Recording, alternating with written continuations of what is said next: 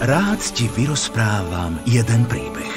Najväčší príbeh všetkých čias. Podľa mnohých je to najväčší príbeh na svete.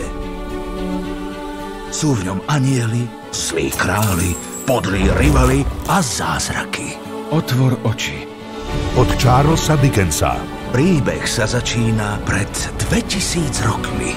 Mladej žene menom Mária sa čoskoro narodí krásny chlapček. Tak to bude.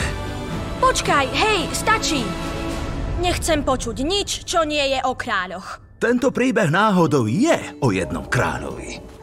O tom, o ktorom vravel prorok. Pozri, Willa!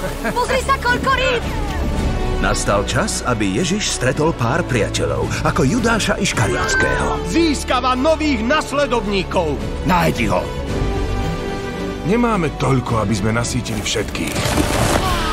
Ľudia ho nazývajú kráľom. Preto ich obrátime proti nemu. Tak si kráľ, ako hovoria? Ak je to vôľa Božia, príjmem ju. Mali by ste aj vy. Ďakujem, ocko. Neobyčajný kráľ vládol bez meča, šíril nádej, uzdravil chorých, nakrmil hladných, odpustil hriešnikom, obetoval sa za nás a spasil celý svet. Ježiš nám poskytne zo pár lekcií. Pozrite! Nebojte sa. Ty si naozaj skutočný kráľ kráľov.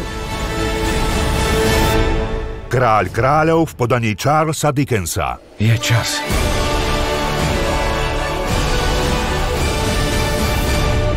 V kinách od 25. decembra.